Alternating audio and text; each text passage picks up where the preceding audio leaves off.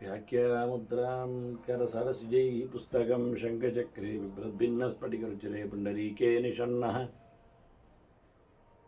अम्लानश्रीरमृतविशदैरंशभिप्लावयन्मामाविर्भूयादनकमहिमा मानसे वागधीशः।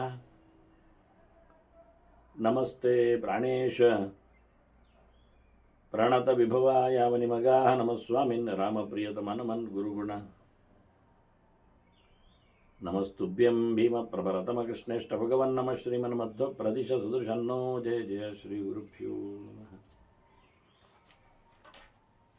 नारायणं सुरगुरुं जगदेकनाथं भक्तप्रियं सकललोकनमस्कृतं च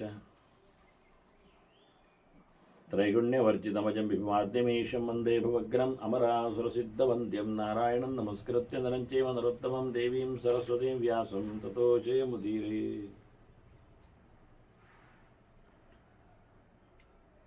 ವೇದವ್ಯಾಸರ ಮಹಾಭಾರತದ ಚಿಂತಕರಿಗೆ ವಂದನೆಗಳು. ಅನುಶಾಸನ ಪರ್ವದ 24ನೆಯ ಪ್ರವಚನ. ಬ್ರಾಹ್ಮಣ ಧರ್ಮದ ಹಿರಿಮೆಯ ಬಗ್ಗೆ ಕೆಲವು ಮಾತುಗಳು ಬಂದಾಗ ಭೀಷ್ಮರು ಹಳೆಯ ಇತಿಹಾಸವನ್ನು ಮತ್ತು ಧರ್ಮರಾಜನಿಗೆ ನೆನಪಿಸ್ತಾರೆ. ಇದು ಧರ್ಮರಾಜನ ಪಾಳೆಯದಲ್ಲೇ ನಡೆದ ಘಟನೆ ಅಂತ, ಮತ್ತು ಅದರ ಮುಂದುವರಿಕೆಯಾಗಿ ಚಿಂತನೆಗಳು ಸಾಗಿವೆ. ಹೀಗಾಗಿ ವೇದವ್ಯಾಸರು, ಪರಶುರಾಮ ಮತ್ತು ಕೃಷ್ಣ 3 ರೂಪಗಳು ಏಕಕಾಲದಲ್ಲಿ ಸಮಾವೇಶಗೊಳ್ಳುತ್ತಿದ್ದ ಒಂದು ಪಿರಿಯಡ್ ಕಾಲ. ಅದು ಧರ್ಮರಾಜನ ಯಜ್ಞಮಂಟಪ, ರಾಜಸೂಯ ಸಂದರ್ಭ, ಮತ್ತು ಹಾಗೆಯೇ ಕೃಷ್ಣನ ಸಂಧಾನದ ವೇಳೆ. ಕೌರವನಲ್ಲಿಯೂ 3 ರೂಪಗಳ ಸಮಾವೇಶ ಇತ್ತು. ವ್ಯಾಸರು ಬಹಳ ಸಾರಿ ಸಿಕ್ಕಿದ್ದಾರೆ.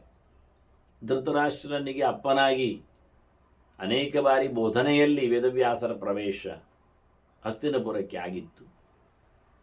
ಅದನ್ನು ದುರ್ಯೋಧನಾದಿಗಳು ಗುರುತಿಸಿದ್ದಾರೆ, ಗಮನಿಸಿದ್ದಾರೆ. ವೇದವ್ಯಾಸರ ಬಗ್ಗೆ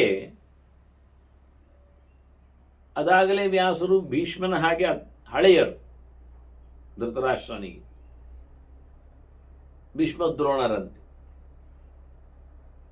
ಆದರೆ ವ್ಯಾಸರು ಅನಿಸಿಕೊಂಡದ್ದೇ ವೇದಗಳ ವಿಭಾಗದಿಂದ, ಇಲ್ಲಾದರೆ ಕೃಷ್ಣ. ಈ ಯಾದವ ಕೃಷ್ಣ ಬರಲಿಕ್ಕೆ ಹೋಗಿ ಅವರು ಕೃಷ್ಣ ಎನ್ನುವ ಹೆಸರಿನಿಂದ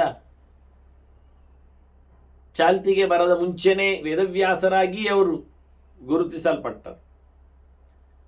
ಸಮಗ್ರವಾದ ವೇದಗಳ ವಿಭಾಗ, ವೇದ ಚಿಂತನೆಗಾಗಿ ಬ್ರಹ್ಮಸೂತ್ರಗಳ ರಚನೆ, ಬ್ರಹ್ಮತರ್ಕಗಳ ಹರವು, ಇಷ್ಟೇ ಅಲ್ಲದೆ ಪುರಾಣಗಳ ಚಿಂತನೆ, ಇವೆಲ್ಲ ಆ ಕಾಲದಲ್ಲಿ ಎಲ್ಲ ಗೊತ್ತಾಗಿದೆ. ಜೈಮಿನಿಯಾದಿಗಳಿಂದ ಇತರ ಕರ್ಮಮೀಮಾಂಸಾ ಸೂತ್ರಗಳ ರಚನೆಯಲ್ಲಿ ಅವರ ಶಿಷ್ಯರಾಗಿ, ಮತ್ತು ಈಗಾಗಲೇ ನಾವು ವ್ಯಾಸರ ಶಿಷ್ಯರ ಚರಿತೆಯನ್ನು ಕೇಳಿಕೊಂಡೆವು, 5 ಜನ ಅಂತ. ವೈಶಂಪಾಯನಾದಿಗಳ ಚಿಂತನೆಯಲ್ಲಿ ಇವೆಲ್ಲ ಆಗಲೇ ಪಾಂಡವರಿಗೆ ಕೌರವರಿಗೆಲ್ಲ ಗೊತ್ತೇ ಇದೆ. ಪಾಂಡವರನ್ನು ಸಹ ಏಕಚಕ್ರ ನಗರದಲ್ಲಿ ತನ್ನ ಶಿಷ್ಯರು ಅಂತ ವ್ಯಾಸರು ಪರಿಚಯಿಸಿಕೊಂಡು ಕುಳ್ಳಿರಿಸಿದಾಗ ವ್ಯಾಸರು ಅಲ್ಲಿ ಗೊತ್ತು ಅಂತಾಯ್ತು ಆಗ ಅಲ್ಲಿನ ಮಂದಿಗೆ. ಆದರೆ ಏನೋ ಸಮುಗ್ಧವಾದಂತಹ ಒಂದು ವ್ಯವಹಾರ ವ್ಯಾಸರದ್ದು. ವ್ಯಾಸರು ಬಹಳ ಕಡಿಮೆ ಮಟ್ಟಿನ ಜನ್ಮದವರಲ್ಲ, ಬಹಳ ದೂರಿಯಾದಂತಹ ಚಿಂತನೆ. ಪರಾಶರರ ಮಗನಾಗಿ, ಶಕ್ತಿಯ ಮೊಮ್ಮಗನಾಗಿ, ವಸಿಷ್ಠರ ಮರಿಮಗೆಯನಾಗಿ, ಅಲ್ಲಿಂದ ಮತ್ತೆ ನಾನು ಹೇಳಬೇಕಾಗಿಲ್ಲ, ಬ್ರಹ್ಮದೇವರದ್ದೇ 4ನೇ ತಲೆಮಾರು ಬ್ರಹ್ಮನೇ. ವ್ಯಾಸರಿಗಿಂತ ಮೇಲಕ್ಕೆ ದೊಡ್ಡ ಮಟ್ಟಿನ ವಂಶವೃಕ್ಷ ಇಲ್ಲ, ಶಾರ್ಟ್. ಹೀಗಾಗಿ ಮಹತ್ತರವಾದಂಥ ವ್ಯವಸ್ಥೆ ವ್ಯಾಸರಲ್ಲಿ ಇದೆ. ಆದರೂ ಯಾಕೋ ಆಗ ವೇದವ್ಯಾಸರ ಸ್ಥಾನಮಾನದ ನೆಲೆಯಲ್ಲಿ ಅಷ್ಟೇನು ಪ್ರಸಿದ್ಧಿ ಕಾಣಲಿಲ್ಲ. ಆದರೆ ರಾಜಸೂಯಾಗದಲ್ಲಿ ವ್ಯಾಸರಿಗೆ ಮನ್ನಣೆ ಕೊಡಬಹುದಿತ್ತು ಎನ್ನುವುದು ಮಾತಿಗೆ ಬಂದಿತ್ತು ಎನ್ನುವುದು ಸತ್ಯ. ಅಗ್ರಪೂಜೆಯಲ್ಲಿ ಅದು ವಂಶದ ಹಿರಿಯ ಅಂತ ಅರ್ಥದಲ್ಲಿಯೂ ಆಗೀತು. ಈ ವೇದ ವಿಭಾಗ ಮಾಡಿದ ಚಿಂತನೆಯಲ್ಲಿ ಅಲ್ಲ. ಪರಶುರಾಮನು ಮಾತಿಗೆ ಬಂದಿತ್ತು, ಚಿಂತನೆಯಲ್ಲಿ ನಿಲುಕಿತ್ತು. ಅದು ಸಹ ಒಂದು ಗುರು ಮಾಧ್ಯಮದಲ್ಲಿ. ಪರಶುರಾಮನ ಶಿಷ್ಯ ದ್ರೋಣ, ದ್ರೋಣರ ಶಿಷ್ಯ ಪಾಂಡವರು, ಕೌರವರು ಅಂತೇಳಿ.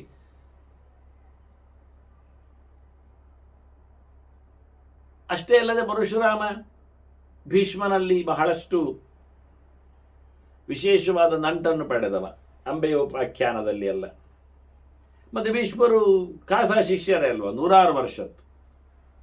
ಪರಶುರಾಮನ ಯುಗಾಂತರವಾದಂಥ ಇತಿಹಾಸಗಳಿವೆ. ಕ್ಷತ್ರಿಯರ ಸಂಹಾರದ ಛಾಪು ಇದೆ. ಆದರೆ ಕೃಷ್ಣ ಈಗ ವಿಶ್ವರೂಪಗಳನ್ನೆಲ್ಲ ತೋರಿಸಿದ, ಕಂಸ ನರಕಾದಿಗಳ ಸಂಹಾರ ಮಾಡಿದ, ಜನರಿಗೆ ಕಾಣುವಂಥದ್ದೆಲ್ಲ ಈ ಬಲಕಾರ್ಯವೇ ಜಾಸ್ತಿ ಕಾಣುವುದು, ಭೂಭಾರ ನಾಶದ ವ್ಯವಸ್ಥೆಯಲ್ಲಿ ಎಲ್ಲ. ಹೀಗಾಗಿ ಇದು ದೇವರು ಬರುವುದು ಯಾಕೆ ಅಂದರೆ ತೊಂದರೆ ಆದಾಗ ರಕ್ಷಣೆ ಮಾಡಲಿಕ್ಕೆ. ಅದು ವೇದವ್ಯಾಸರಾಗಿ ಬಂದದ್ದನ್ನು ಲೆಕ್ಕಕ್ಕೆ ತರಲೇ ಇಲ್ಲ. ಪರಶುರಾಮನನ್ನು ಆವೇಶ ಅಂತಿಟ್ಟುಕೊಂಡು ಒಬ್ಬ ಜೋರಿನವ ಅಂತ ಹಾಕಿಕೊಂಡು, ಆದರೆ ಕೃಷ್ಣನನ್ನು ಮಾತ್ರ ಹಾಗೆ ಮಾಡಲಿಲ್ಲ. ಅವನು 4 ಕೈಯಲ್ಲಿ ಕಾಣಿಸಿಕೊಳ್ಳುವ ರೀತಿ, ಅವನು ಗರುಡನ ಮೇಲೆ ಹಾರುವ ಬಗೆ,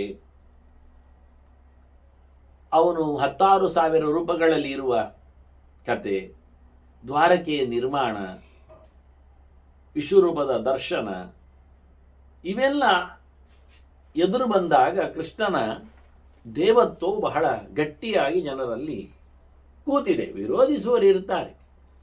ಹಾಗಾಗಿ ಇಲ್ಲಿ ವ್ಯಾಸರು ನೆಲೆಗೊಂಡಲ್ಲಿ, ವ್ಯಾಸರಲ್ಲಿ ಪ್ರಶ್ನೆ ಕೇಳಿದಾಗ ಮಧ್ವರಾಜನ ಪ್ರಶ್ನೆಯನ್ನು ಅಲ್ಲಿಗೆ ವ್ಯಾಸರು ಕೃಷ್ಣನಿಗೆ ಅದನ್ನು ಫಾರ್ವರ್ಡ್ ಮಾಡಿದರು. ಯಾಕೆಂದರೆ ಕೃಷ್ಣ ಆಗ ಬಹಳ ಹಿರಿದೈವ ಅಂತ ಪ್ರಸಿದ್ಧ, ಎಲ್ಲ ಅವನಿಗೆ ಗೊತ್ತು. ಆದರೆ ಕೃಷ್ಣನು ಸಹ ಅದನ್ನು ಈಚೆ ಟ್ರಾನ್ಸ್ಫರ್ ಮಾಡಿದ. ನೀವು ಒಳ್ಳೆ ಬುದ್ಧಿವಂತರು, ಸರ್ವಜ್ಞರು, ತಿಳ್ಕೊಂಡವರು, ಅವರು ಜ್ಞಾನಕ್ಷೇತ್ರದಲ್ಲಿ ಭಾರಿ ಪ್ರಸಿದ್ಧರಾದ್ದರಿಂದ, ಈಗ ಪ್ರಶ್ನೆ ಚಿಂತನೆ ಜ್ಞಾನಕ್ಷೇತ್ರದ್ದಾದ್ದರಿಂದ, ಹೀಗೆ ಇಬ್ಬರೂ ದೇವರು ಆಗಿದ್ದುಕೊಂಡು ಅವರಲ್ಲೇ ಪರಸ್ಪರವಾದಂತಹ ಒಂದು ಭೇದದ, ಭಿನ್ನಾಭಿಪ್ರಾಯದ, ತಾರತಮ್ಯದ ಇದು ಸೋಗು ಜನರಿಗೆ ದಾರಿ ತಪ್ಪಿಸುವ ಒಂದು ವಿಧಾನ. ಹೇಗೆ ರಾಮನು ಎಲ್ಲೆಡೆ ದೇವರು ಅಂತ ಗೊತ್ತಿದ್ರು ನಾನು ಮನುಷ್ಯ ಅಂತ ಹೇಳಿಕೊಂಡು ತಿರುಗಿದ್ನು, ಇಲ್ಲಿ ಕೃಷ್ಣ ತಾನು ಮನುಷ್ಯ ಅಂತ ಹೇಳಬೇಕಾಗಿಲ್ಲ, ಅವನು ದೇವರಾಗಿ ಕಂಡುಬಿಟ್ಟಿದ್ದಾನೆ. ಆದರೂ ಉಳಿದವರು ಅವನನ್ನು ಮನುಷ್ಯ ಅಂತ ಹೇಳ್ತಿದ್ರು. ಅಲ್ಲಿ ರಾಮ ನಾನೇ ಮನುಷ್ಯ ಅಂತ ಹೇಳ್ತಿದ್ದ, ಜನರು ದೇವರು ಹೇಳ್ತಿದ್ರು. ಇಲ್ಲಿ ಕೃಷ್ಣ ತಾನು ದೇವರು ಅಂತ ತೋರಿಸಿಕೊಟ್ಟಿದ್ದ, ಜನರು ಮನುಷ್ಯ ಅಂತ ಲೇವಡಿ ಮಾಡ್ತಿದ್ರು. ಇಷ್ಟೇ ವ್ಯತ್ಯಾಸ. ಎರಡು ಒಂದೇ ನಮನೆ ಆಗುವುದೇ ಇಲ್ಲ. ಜನರ ಅಭಿಪ್ರಾಯವೂ ದೇವರ ಅಭಿಪ್ರಾಯವೂ, ಅಂದರೆ ಜನರು ಹಾಗೆ ಇರ್ತಾರೆ. ಇಲ್ಲಿ ಆದ್ರಿಂದ ವ್ಯಾಸರು ನೀವು ಹೇಳಿ ಅಂತ ಕೃಷ್ಣ ಹೇಳಿಕೊಂಡ್ರೆ, ವ್ಯಾಸರು ಈಗ ಕೃಷ್ಣ ಒಂದು ಮಾತು ಹೇಳ್ಬೋದಿತ್ತು, ನೀನು ವಿಶ್ವರೂಪನೇ, ನೀನು ದೇವರೇ, ನೀನು ನಾನೇ ಅಂತ. ಹೇಳಲೇ ಇಲ್ಲ, ಹೇಳುವುದೇ ಇಲ್ಲ. ಅಂದರೆ ಜನರಿಗೆ ಗೊತ್ತಾಗಬಾರದು ಅಂತ ರಹಸ್ಯ. ಕೆಲವೊಮ್ಮೆ ತಿಳಿದವರು ತಿಳಿದಿರುತ್ತಾರೆ, ಪ್ರತ್ಯಕ್ಷವಾಗಿ ಹೇಳಿ ತಿಳ್ಕೊಳ್ಳಿಕ್ಕಿಲ್ಲ ಅಂತ ಹೇಳಿಕೊಂಡು ಕೇಳಿದವರಿಗೆ ಹೇಳುತ್ತೇನೆ ಅಂತ. ಇಲ್ಲಿ ಕೃಷ್ಣ ಅದನ್ನು ಮತ್ತೆ ಪುನಃ ನೀವು ಹೇಳಿ ಅಂದ ಹಾಗೆ ವ್ಯಾಸರು ಕೈ ಮುಗಿದುಕೊಂಡು ಕೇಳುತ್ತಾರೆ, ಕೃಷ್ಣ ನೀನೇ ಹೇಳಬೇಕು. ಈ ಕೈ ಮುಗಿಯುವ ನಾಟಕ ಮಾಡುವ ಮೂಲಕ ಕೃಷ್ಣ ದೊಡ್ಡವ ಎನ್ನುವುದು ಜನರಿಗೆ ಅಪೀಲ್ ಆಗ್ತಾ ಉಂಟು. ವ್ಯಾಸರು ಸಹ ಕೃಷ್ಣನನ್ನು ದೇವರು ಹೇಳುತ್ತಾನೆ, ತಾನು ದೇವರಲ್ಲ ಅಂತ ಹೇಳಿಕೊಂಡಾಗ ಆಗ್ತದೆ. ಇಲ್ಲಿ ವಿಷಯ ಇಷ್ಟು, ಇದು ಬೇಕಿತ್ತು ವ್ಯಾಸರಿಗೆ. ಅದರಿಂದ ಇವತ್ತು ಸಹ ಜನ ವ್ಯಾಸರನ್ನು ಪರಿಪೂರ್ಣವಾಗಿ ಭಗವಂತನ ಅವತಾರದಂತೆ ಚಿಂತನೆ ಮಾಡುವುದೇ ಇಲ್ಲ. ಅದಕ್ಕೂ ಒಂದು ಕಾರಣ ಇದೆ. ಯಾಕೆಂದರೆ ತುಂಬ ಜನರು ವ್ಯಾಸರು ಇರಲಿಕ್ಕೆ ಹೋಗಿ ಬೇರೆ ಬೇರೆ ಯುಗಗಳಲ್ಲಿ ಬೇರೆ ಬೇರೆ ವ್ಯಾಸರು ಅಂದರೆ ವೇದ ವಿಭಾಗ ಮಾಡುವ ಮಂದಿ ಬರಲಿಕ್ಕೆ ಹೋಗುವುದರಿಂದ ಅಲ್ಲಿ ಕೆಲವು ಕಡೆ ಮಾತ್ರ ಭಗವಂತನ ಅವತಾರ ಸತ್ಯವತಿಯ ನಂದನನಾಗಿ ಬರುವ ಕತೆ ಇರಲಿಕ್ಕೆ ಹೋಗಿ ಎಲ್ಲರೂ ಜನರೈಸ್ ಮಾಡಿ ಸಾಮಾನ್ಯೀಕರಣ ಮಾಡಿ ಎಲ್ಲ ವ್ಯಾಸರನ್ನು ಒಂದೇ ತಕ್ಕಡಿಯಲ್ಲಿಟ್ಟು ತೂಗಿಬಿಟ್ಟಿದ್ದಾರೆ. ಹಾಗಾಗಿ ಕಷ್ಟರ ಋಷಿ ಅಂತ ಬರೀತಾರೆ, ಅಪಾಂತರತಮ ಅಂತ ಮಾತ್ರ ಹೇಳಿಕೊಂಡು ಕೂತ್ಕೊಳ್ಳುತ್ತಾರೆ. ಪರಿಪೂರ್ಣನಾದ ಭಗವಂತನ ಅವತಾರದಂತೆ ಆದರೂ ಹೇಳಿಕೊಂಡು ಹೇಳಿಕೆ ಇದೆ, ಶುದ್ಧವಾದ ಹೇಳಿಕೆಗಳಿವೆ ಎಲ್ಲ ಕಡೆಯೂ. ತದ ಸಪ್ತದಶೇ ಜಾತಃ ಸತ್ಯವತ್ಯಾಂ ಪರಾಶರಾತ್ ಚಕ್ರೆ ಹೇಳಿಕೊಳ್ಳುವ ರೀತಿ, ಅವತಾರದ ಯಾದಿಯಲ್ಲಿ ಸೇರಿದ್ರು ಅಲ್ಲಿ ಪೃಥುವನ್ನು ಸೇರಿಸ್ತಾರಲ್ಲ, ಬಲರಾಮನು ಬರ್ತಾನಲ್ಲ, ನರನು ಸಿಕ್ಕಿದ್ದಾನಲ್ಲ, ತಪ್ಪಿಸ್ಲಿಕ್ಕೆ ಉಂಟಲ್ಲ ಹೇಳಿಕೊಂಡು ಮತ್ತೆ ಪುನಃ ತಪ್ಪಿಸ್ತಾರೆ.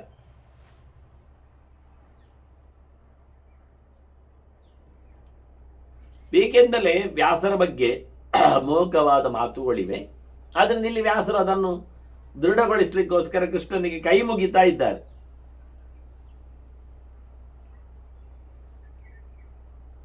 ಪರಶುರಾಮನಲ್ಲಿ ಭೇಟಿಯಾದಾಗ ರಾಮನ ಕಥೆ ಆಗಿರಲಿಲ್ವ?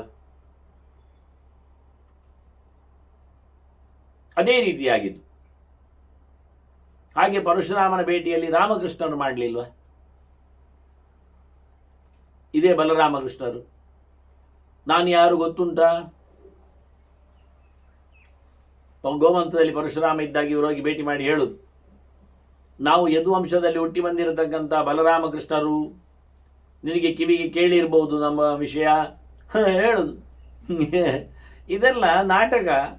ದೇವರು ಸಹ ಈ ನೆಲದಲ್ಲಿ ಬಂದಾಗ ಮನುಷ್ಯರಾಗಿ ಪ್ರವೃತ್ತಿಯನ್ನು ಮಾಡ್ತಾರೆ.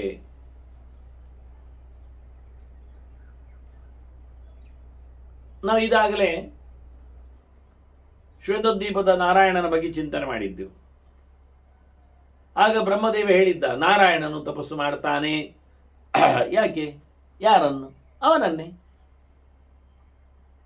ಅವನನ್ನೇ ತಪಸ್ಸು ಮಾಡೋದು ಎಂಥದ್ದು?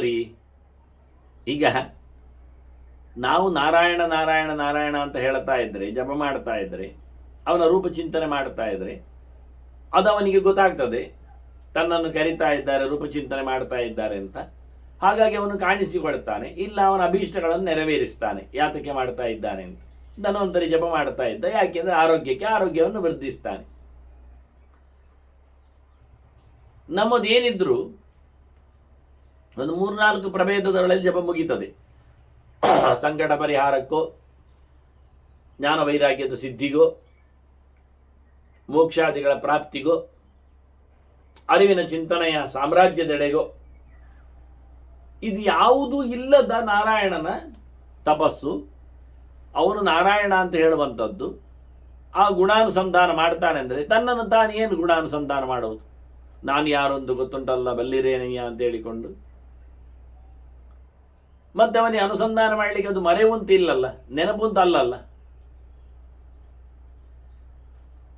ಸತ್ಯ ಜ್ಞಾನಮನಂತಂ ಬ್ರಹ್ಮ ಅಂತ, ಸತ್ಯಂ ಜ್ಞಾನಮನಂತಂ ಬ್ರಹ್ಮ ಅಂತ ಹೇಳಿದಾಗೆ ಜ್ಞಾನ ಸ್ವರೂಪನಿದ್ದಾನೆ ದೇವರಲ್ವ.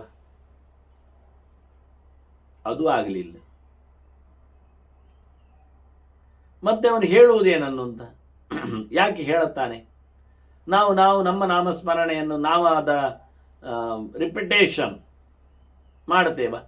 ಎಲ್ಲಿಯೋ ಏನೋ ಹೆಚ್ಚು ಕಡಿಮೆ ಆದಾಗ ನಮ್ಮನ್ನು ನಾವು ಸಮಾಧಾನ ಪಡಲಿಕ್ಕೆ, ಮನಸ್ಸನ್ನು ಅದುಮೆಡಲಿಕ್ಕೆ ಸೆಲ್ಫ್ ಕಂಟ್ರೋಲ್ ಎನ್ನುವ ಸ್ಟೈಲಲ್ಲಿ,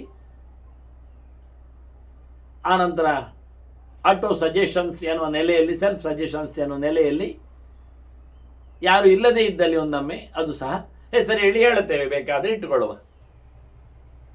ಆದರೆ ಯಾರು ಇದ್ದಾಗ ಹಾಗೆ ಹೇಳಲಿಕ್ಕೆಲ್ಲ ಹೋಗುವುದಿಲ್ಲ. ಇದು ದೇವರಲ್ಲಿ ಅಂಥದ್ದು ಅಲ್ಲವೇ ಅಲ್ಲ. ಆದರೂ ಮಾಡ್ತಾನಲ್ಲ. ಯಾಕೆ ಅಂದರೆ ತಪಸ್ಸಿಗೆ ದೇವರು ಒಲಿತಾನೆ, ತಪಸ್ಸಿಗೆ ಸಿದ್ಧಿಯಾಗುತ್ತದೆ, ತಪಸ್ಸಿಗೆ ಇಷ್ಟಗಳು ಅಭೀಷ್ಟಗಳು ನೆರವೇರ್ತವೆ ಎನ್ನುವ ಗೆರೆಯನ್ನು ಸಾಬೀತುಪಡಿಸ್ಲಿಕ್ಕಂತೆ. ನನ್ನದು ಅಭಿಷ್ಟಗಳಿವೆ, ನನ್ನದು ಕೆಲಸಗಳಿವೆ, ನನ್ನದು ಸಿದ್ಧಿಗಳಿವೆ, ಅದೆಲ್ಲ ಆಗ್ತಾ ಇರೋದು ಯಾಕೆಂದರೆ ನಾನು ತಪಸ್ಸು ಮಾಡಿದ್ರಿಂದ. ಅಲ್ಲ, ನೀನು ಯಾರ ತಪಸ್ಸು ಮಾಡಿ? ನಾನು ನನ್ನದೇ ತಪಸ್ಸು ಮಾಡೋದು. ಇದು ಒಳ್ಳೆ ಕತೆ. ಬೇರೆ ರೂಪಗಳ ಬಗ್ಗೆ ಯೋಚನೆ ಮಾಡಬೇಕಾಗಿಲ್ಲ ಅವನು. ಯಾಕೆ? ಅಭೇದ ಉಂಟಲ್ಲಿ ಎಲ್ಲ ರೂಪಗಳಿಗೆ, ಸರ್ವಾತ್ಮನ ಅಭೇದ ಉಂಟು. ಹೀಗಾಗಿ ಭಗವಂತ ಮನುಷ್ಯ ಲೋಕದಲ್ಲಿ ಮನುಷ್ಯರಂತೆ ಪ್ರವೃತ್ತಿ ಮಾಡಿದ್ದು ಯಾಕೆ ಕೇಳಿದರೆ ಅದರ ಉದ್ದೇಶ ಜನರಿಗೆ ಮೋಹಗೊಳಿಸುವುದು, ಜನರನ್ನು ಮೋಸ ಮಾಡುವುದು. ಹೀಗೆ ವೇದವ್ಯಾಸರು ಕೈ ಮುಗಿದು ಕೃಷ್ಣನಲ್ಲಿ ಹೇಳುತ್ತಾರೆ, ಅನಂತ್ಯಂತೆ ವಿಶ್ವಕರ್ಮಂತವೈವಂ, ನಿನ್ನದು ಸ್ವರೂಪ ಎನ್ನುವುದು ಅದು ಅತಿಶಯವಾದದ್ದು, ಎಂಡ್ಲೆಸ್, ಅದಕ್ಕೆ ಕೊನೆ ಇಲ್ಲ, ನಾಶ ಇಲ್ಲ. ಸರ್ವತ್ರ ಎಲ್ಲವನ್ನು ನಡೆಸಿಕೊಡುವವನು ನೀನೆ, ತಪ್ಪಿಲ್ಲದೆ. ರೂಪಂ ಪೌರಾಣಂ ಶಾಶ್ವತಂತ ಧ್ರುವಂಚ, ನಿನ್ನೆ ಈ ರೂಪ ಉಂಟಲ್ಲ ಇದು ನಿರಂತರವಾಗಿ ಇದೇ ಪ್ರಕಾರವಾಗಿ ಇರುವಂಥದ್ದು, ವ್ಯತ್ಯಾಸ ಆಗುವುದಿಲ್ಲ, ವಿಕಾರ ಹೊಂದುವುದಿಲ್ಲ, ನಾಶ ಅಂತೂ ಇಲ್ಲವೇ ಇಲ್ಲ. ಇದು ಅತಿ ಹಳೆಯದಾದ ಇಡೀ ಸಕಲ ಶಾಸ್ತ್ರಗಳಲ್ಲಿ ಪ್ರಸಿದ್ಧವಾದ ನಿನ್ನ ಬಗೆ, ಇದು ಅವತಾರ. ಇದು ಕಸ್ತೆ ಬುದ್ಧಿಯೇತ್ ವೇದವಾದೇಶು ಚೈತತ್, ತಿಳ್ಕೊಂಡಿದ್ರೆ ಚತುರ್ಮುಖ ತಿಳಿದಾನ. ಯಾಕೆ? ವೇದದ ಸೃಷ್ಟಿ ಮಾಡಿದವನಲ್ಲಿ ಸೇರಿದ್ದಾನವ, ಅವ ವೇದ ಮೂರ್ತಿ ಇದ್ದಾನೆ, ಅದಕ್ಕೆ ಅವನ ಹೆಸರು ಬ್ರಹ್ಮ ಅಂತ. ಅವನು ವೇದಗಳಲ್ಲಿ ನಿನ್ನನ್ನು ಅರಿತಿದ್ದಾನೆ. ಪೂರ್ಣವಾಗಿ ಶಾಶ್ವತವಾಗಿ ಯಾರೂ ನಿನ್ನನ್ನು ಅರಿತುಕೊಂಡದ್ದಿಲ್ಲ. ಅಸ್ಮಿನ್ ಶಾಸಕಸ್ತ್ವಂ ಪಿತೇವ ಲೋಕೆ, ಈ ನಮ್ಮ ಲೋಕದಲ್ಲಿ ನಿನ್ನ ಅಪ್ಪನಾಗಿ ಎಲ್ಲರನ್ನು ನೋಡಿಕೊಳ್ಳುವವ, ಎಲ್ಲರ ಒಡೆಯ, ಎಲ್ಲರ ದೊರೆ. ಹಾಗಾಗಿ ನೀನು ಏನು ಹೇಳ್ತೀಯ ಹಾಗೆ ಮಾಡಲಿಕ್ಕೆ ಉಂಟು ಹೇಳಿಕೊಂಡು ವೇದವ್ಯಾಸರು ಮುಂದೆ ತಾವೇ ಚಿಂತನೆಯನ್ನು ಕೊಟ್ಟಿದ್ದಾರೆ ಅಂತ ಭೀಷ್ಮರು ಹೇಳ್ತಾರೆ. ದ್ವಾರಕಾಯಾಂ ಯಥಾ ಪ್ರಾಹ ಪುರಾಯಂ ಮುನಿ ಸಪ್ತಮಃ. ಈ ಚಿಂತನೆಯ ಹರವು ನಡೆದ ಕತೆ ಅದು ದ್ವಾರಕೆಯಲ್ಲಿದೆ, ಮತ್ತು ಅಲ್ಲಿ ದ್ವಾರಕೆಯಲ್ಲಿ ಮುಂದುವರಿದಿದೆ ಚಿಂತನೆಗಳು. ಆಗ ಅಲ್ಲಿ ಶ್ರೇಷ್ಠ ಮುನಿಗಳಾದ ವೇದವ್ಯಾಸರು ಅಂತ ಹೇಳಿದ್ದಾರೆ ಅದನ್ನು ಹೇಳುತ್ತೆ. ವ್ಯಾಸರು ಹೇಳಲು ಹೊರಟು ಅಂತಾಯ್ತಲ್ಲ.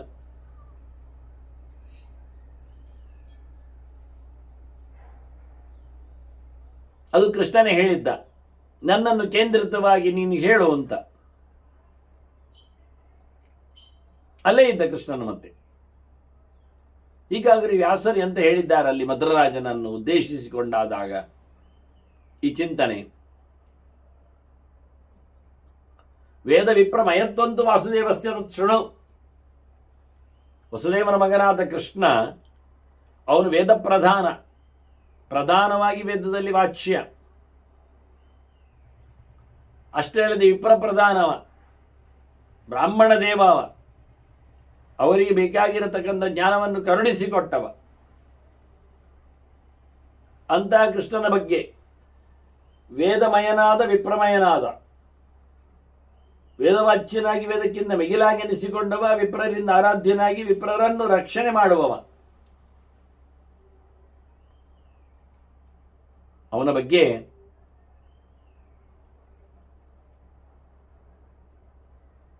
ವೇದವ್ಯಾಸರಲ್ಲಿ ಹೇಳಿದ್ದಾರೆ.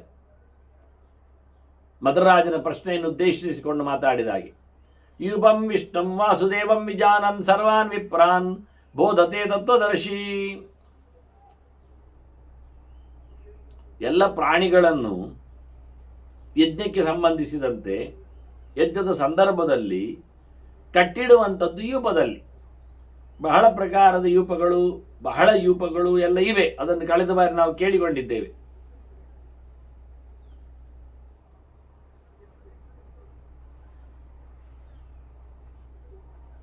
ಯೂಪ ಅಂದರೆ ಯಜ್ಞಸ್ತಂಭ, ಗೂಟ ಅಂತ ಇಟ್ಕೊಳ್ಳಿ. ಬಲಿ ಪಶುವನ್ನು ಕಟ್ಟುವ ಒಂದು ಕಂಬ. ಇಡೀ ಜಗತ್ತೇ ಪಶುಗಳು, ಭಗವಂತನಿಗೆ ಬಲಿಗಳು ಸಮರ್ಪಿತವಾಗಲಿವೆ. ಆದರೆ ಇವರೆಲ್ಲ ಎಲ್ಲಿ ಕಟ್ಟಬೇಕು? ಇವರನ್ನು ಯೂಪದಲ್ಲಿ ಕಟ್ಟಬೇಕು.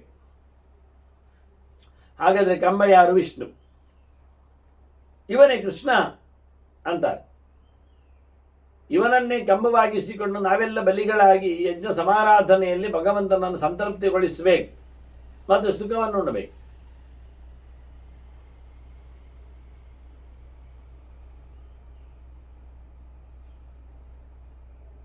ಹೀಗೆ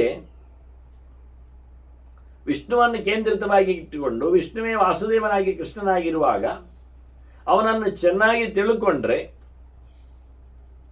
ಒಳ್ಳೆ ಪ್ರಕಾರದಲ್ಲಿ ತಿಳಿಯುವ ಮೂಲಕ ಒಳ್ಳೆಯದನ್ನು ಪಡೆಯಲಿದ್ದ. ಹೀಗೆ ಅಲ್ಲಿ ವೇದವ್ಯಾಸರು ಜ್ಞಾನವನ್ನು ಕರುಣಿಸಿದರು. ವಾಸ್ತವವಾಗಿ ಅವರು ಎಲ್ಲವನ್ನು ಚೆನ್ನಾಗಿ ನೋಡಿಕೊಂಡವರವರು, ಯಥಾರ್ಥವಾದ ಅರಿವುಳ್ಳವರು. ಆ ಪ್ರಕಾರವಾಗಿ ತಿಳಿಸಿಕೊಟ್ಟಿದ್ದಾರೆ ಜನರಿಗೆ. ವಿಷ್ಣುಂ ಕ್ರಾಂತಂ ವಾಸುದೇವಂ ವಿಜಾನನ್ ವಿಪ್ರಹ ವಿಪ್ರತ್ವಂ ಗಚ್ಚತೆ ತತ್ವದರ್ಶಿ. ಈ ಪ್ರಕಾರವಾಗಿ ಪರಮಾತ್ಮನನ್ನು ಚೆನ್ನಾಗಿ ತಿಳ್ಕೊಂಡ್ರೆ ಅವನು ಒಳ್ಳೆಯ ಲೋಕವನ್ನು ಪಡೀತಾನೆ. ಅವನು ವೇದವನ್ನು ಅರಿತ ಧರ್ಮವುಳ್ಳವನಾಗ್ತಾನೆ. ಮುಖ್ಯವಾಗಿ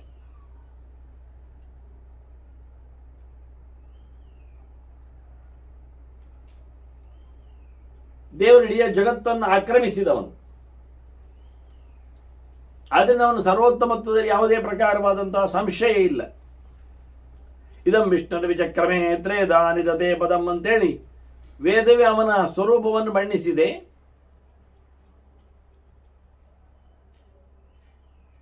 ಮೇಲಿನ ಕೆಳಗಿನ ನಡುವಿನ ಎಲ್ಲ ಲೋಕಗಳ ವ್ಯಾಪ್ತಿಯನ್ನು ಹೇಳುತ್ತದೆ. ಅದು ಹೇಳಿದೆ. ಅಂತಹ ನಾರಾಯಣನನ್ನು ತಿಳಿದವ ಅವನು ಉದ್ಧಾರನಾಗ್ತಾನೆ. ಅವರು ತಿಳುವಳಿಕೆಯನ್ನು ತಿಳಿದವರು ಆಗ್ತಾರೆ. ಈ ಪ್ರಕಾರವಾಗಿ ತಿಳುವಳಿಕೆಗೆ ಕಾರಣನಾದ ಜ್ಞೇಯನಾದ ಭಗವಂತನನ್ನು ಕಾಣುತ್ತಾನವ. ಮತ್ತೆ ಕೇಳಿದ್ದೆ, ಯಜ್ಞ ಯಾರು, ಪೂಜ್ಯ ಯಾರು ಎಲ್ಲ ಕೇಳಿದ್ದಾನೆ ಮಧುರಾಜ. ವಿಷ್ಣುರ್ಯಜ್ಞ ಇಜ್ಜತೆ ಚಾಪಿ ವಿಷ್ಣು ಕೃಷ್ಣೋ ವಿಷ್ಣು ಯಶ್ಚ ಕೃಷ್ಣ ಪ್ರಭುಶ್ಚ.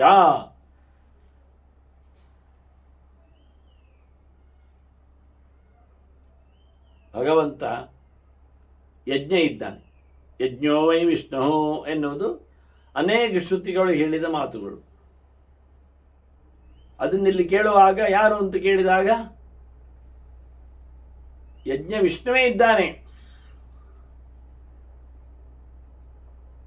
ಮತ್ತೆ ಯಾರನ್ನು ಪೂಜೆ ಮಾಡಲಿಕ್ಕೆ ಉಂಟು, ಆರಾಧನೆ ಯಾರು, ಆರಾಧ್ಯ ಯಾರು ಕೇಳಿದರೆ ಇಜ್ಜತೆ ಚಾಪಿ ವಿಷ್ಣು, ಪೂಜೆಗೊಳ್ಳುವವನು ಅವನೇ.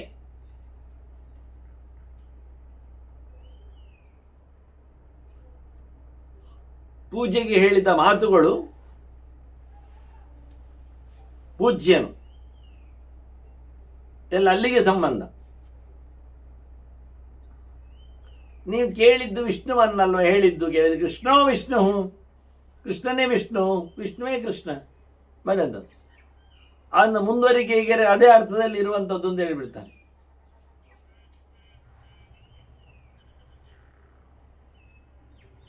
ನೀವು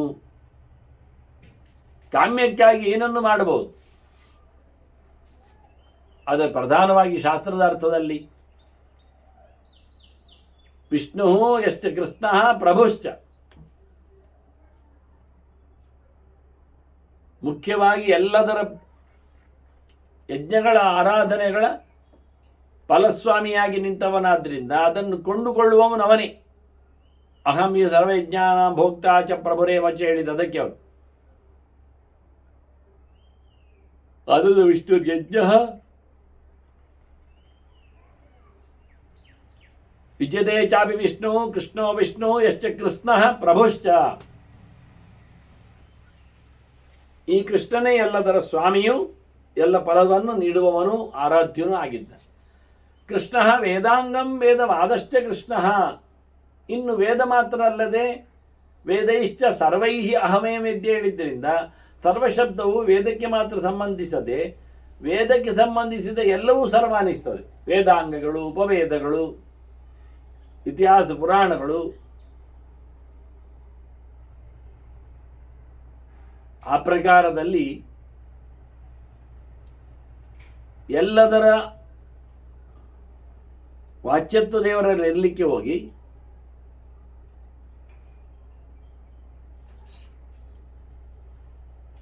ಯಾವುದೇ ಶಬ್ದವನ್ನು ಉಲ್ಲೇಖಿಸಿದರೂ ಅದು ದೇವರನ್ನು ಹೇಳುವ ಮೂಲಕ ದೇವರ ಸಮಾರಾಧನೆ ಆಗ್ತದೆ. ಆದ್ದರಿಂದ ವೇದವನ್ನು ಉಪಯೋಗಿಸಿಕೊಳ್ಳುವಲ್ಲಿ ಬಂದಿರತಕ್ಕಂಥ ವೇದಾಂಗಗಳು, ಜ್ಯೋತಿಷಾದಿಗಳು, ಕಾಲಕ್ಕೆ ಸರಿಯಾಗಿ ತಿಳಿಯಬೇಕಾದಂಥ ಕಲ್ಪಾದಿಗಳು,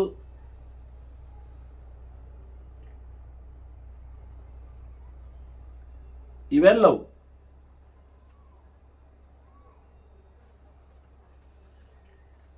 ಅಷ್ಟೇ ವೇದವಾದಶ್ಚ ಅದಕ್ಕೆ ಸಂಬಂಧಪಟ್ಟಂತಹ ತಾರ್ಕದ ಮುಖಗಳು, ಬ್ರಹ್ಮತರ್ಕಾದಿಗಳು, ನಿರುಕ್ತಾದಿಗಳಿಗೆ ಸಂಬಂಧಪಟ್ಟಂತೆ ಬರತಕ್ಕಂಥ ಇತರ ಪ್ರಬಂಧಾದಿಗಳು,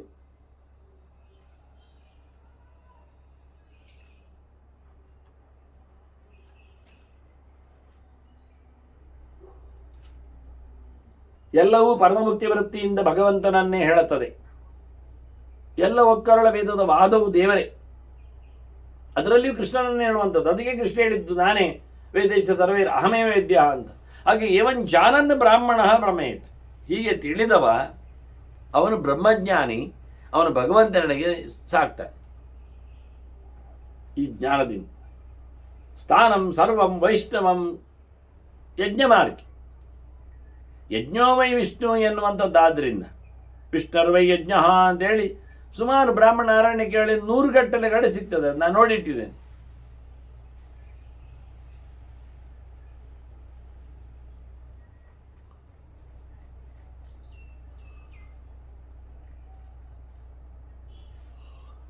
ಆದ್ದರಿಂದ ಎಲ್ಲ ವೇದಗಳು ವಿಷ್ಣುವನ್ನೇ ಹೇಳಿದ್ದರಿಂದ,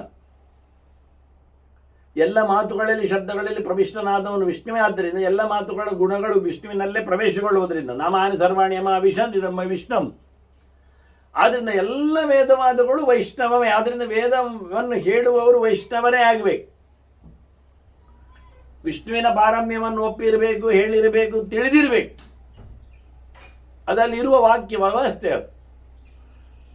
ಒಳಗೆ ಪ್ರವೇಶ ಮಾಡಿದವ ಅಂತ ಅವನಿಗೆ ಅರ್ಥ. ಉಳಿದವರು ಯಾರು ಒಳಗೆ ಪ್ರವೇಶ ಮಾಡೋದಕ್ಕೆ ಯೋಗ್ಯತೆ ಇಲ್ಲ, ಇರುವುದಿಲ್ಲ.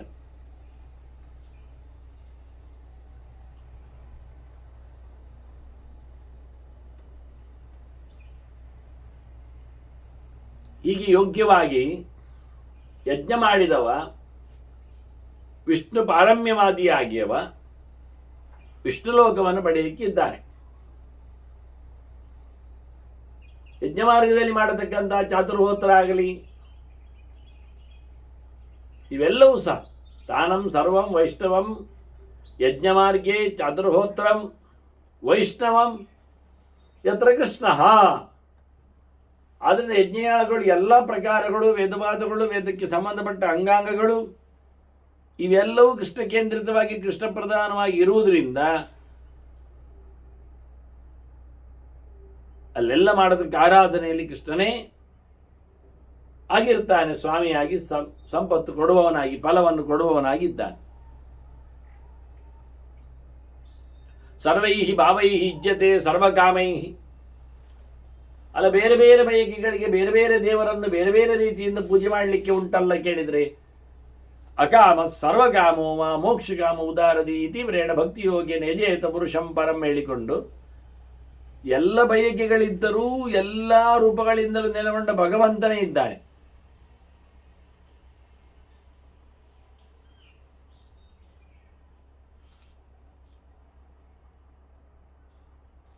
ನಾವು ಯಾವುದನ್ನು ಬಯಸಲು ಹೋಗಿದ್ದೇವೆಯೋ ಅದನ್ನು ಕೊಡುವವನು ಬಯಸಿದ್ಯಾರನ್ನು. ನಾವು ದೇವತೆಗಳ ಬಗ್ಗೆ ಯೋಚನೆ ಮಾಡಿದರೆ ದೇವತೆಗಳು ದೇವರ ಬಗ್ಗೆ ಯೋಚನೆ ಮಾಡಿರ್ತಾರೆ. ದೇವರ ಬಗ್ಗೆ ಯೋಚನೆ ಮಾಡದವ ದೇವತೆ ಆಗುವುದೂ ಇಲ್ಲ. ಅವ ರಾಕ್ಷಸ ಆಗ್ತಾನೆ. ನಮ್ಮಿಂದ ರಾಕ್ಷಸರು ಯಾರು ಆರಾಧ್ಯರಲ್ಲ. ಯಾಕೆಂದ್ರೆ ಅವರಿಗೆ ದೇವಲೋಕದ ಪರಿಚಯ ಇಲ್ಲ, ಏನನ್ನು ಕೊಡುವುದಿಲ್ಲ ಅವರು. ಅದನ್ನು ದೇವರ ಪರಿಚಯ ಉಳ್ಳಂತಹ ದೇವತೆಗಳನ್ನು ನಾವು ಮಾತಾಡಿಸುವುದು ಶಾರ್ಟ್ ವೇ ಅಂತ ಹೇಳಿಕೊಂಡು, ಬೇಗ ಆಗ್ತದೆ ಅಂತ ಹೇಳಿಕೊಂಡು, ಶಾಶ್ವತವಾಗಿ ಆಗುವುದಿಲ್ಲ. ನಮಗೆ ಶಾಶ್ವತವಾಗಿ ಬೇಕಾಗಿಲ್ಲ, ಯಾಕೆ ನಾವೇ ಶಾಶ್ವತ ಅಲ್ಲ. ಅದರಿಂದ ಟೆಂಪರರಿ. ಇಲ್ಲಿ ಹೇಳ್ತಾರೆ, ಯಾರು ಪರಿಪೂರ್ಣವಾದ ಆಸೆ ಆಕಾಂಕ್ಷೆಗಳಿಂದ ಆಸಕ್ತಿಯಿಂದ ಎಲ್ಲ ಪ್ರಕಾರದ ಗುಣಧರ್ಮಗಳಿಂದ ವಿಶೇಷವಾಗಿ ಭಕ್ತಿಯಿಂದ ಭಗವಂತನನ್ನು ಆರಾಧನೆ ಮಾಡಿದರೆ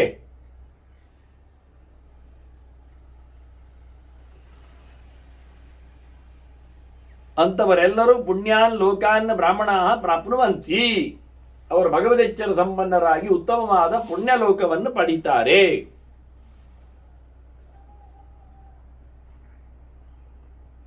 ಎಲ್ಲ ಪ್ರಕಾರದ ಅಂದರೆ ಅನನ್ಯಾಶ್ಚಿಂತೆಯಂತೋ ಮಾಂ ಹೇಳಿದಾಗೆ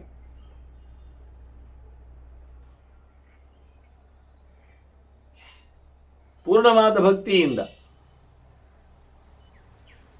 ಸೋಮಂ ಸದ್ಭಾವಾತ್ ಯೇಚ್ಛ ಜಾತಂ ಪಿಬಂತಿ ದೀಪ್ತಿಂಕರ್ಮಯೇ ವಿಧಾನಾಹ ಚರಂತಿ. ಯಜ್ಞಯಾಗಗಳನ್ನು ಮಾಡ್ತಾರಲ್ಲ, ಅಗ್ನಿಹೋತ್ರ ಮಾಡಿಕೊಂಡು ಚಾತುರ್ಮಾಸ್ಯಾಗ, ಆಗ್ನೇಯಾಷ್ಟಿ ಮುಂತಾದೆಲ್ಲ ಮಾಡ್ತಾರೆ, ಸೋಮಯಾಗದವರೆಗೆ, ಇನ್ನು ಸರ್ಗಾರೋಹಣದವರೆಗೂ.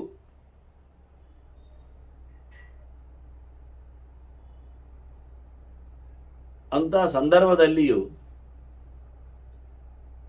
ಸೋಮರಸವನ್ನು ಭಗವಂತನಿಗೆ ಸಮರ್ಪಿಸುವ ಮೂಲಕ ಬಾಹ್ಯವಾದ ಯಜ್ಞದಲ್ಲಿ, ಆಂತರವಾದ ಯಜ್ಞದಲ್ಲಿ ಆಚಾರ್ಯ ಮೊದಲು ಹೇಳಿದ ಹಾಗೆ ಸೋಮರಸ ಅಂದರೆ ಮನಸ್ಸೆ ಭಕ್ತಿಯಿಂದ ತೊಯ್ದಿದೆ.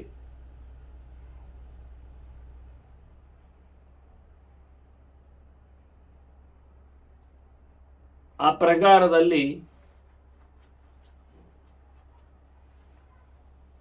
ಕ್ಷುದ್ರವಾದ ಕಾಮನೆ ಇಲ್ಲದೆ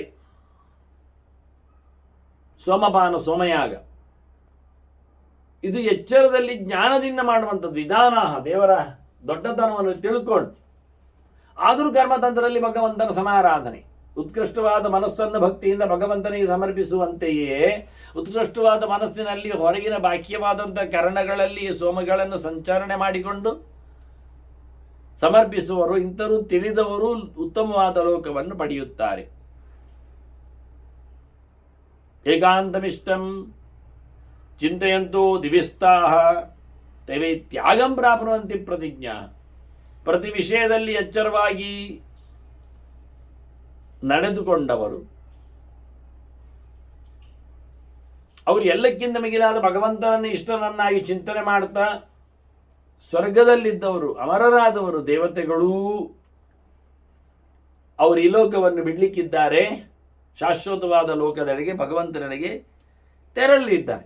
ಅವರವರ ಲೋಕಗಳೇ ಒಂದೊಮ್ಮೆ ಶಾಶ್ವತವಾಗಿದ್ದರೆ, ಅದೇ ಒಂದು ದೊಡ್ಡ ಸಂಗತಿಯಾಗಿದ್ದರೆ ಅವರು ಯಾಕೆ ಲೋಕಪಾಲಕರು ಲೋಕವನ್ನು ಬಿಟ್ಟು ಓಡ್ತಾರೆ? ಅಗ್ನಿ ಲೋಕದಿಂದ ಅಗ್ನಿ, ವರ್ಣಲೋಕದಿಂದ ವರುಣ, ಇಂದ್ರಲೋಕದಿಂದ ಇಂದ್ರ, ಯಮಲೋಕದಿಂದ ಯಮ, ಇವರೆಲ್ಲ ಯಾಕೆ ಹೋಗಬೇಕು?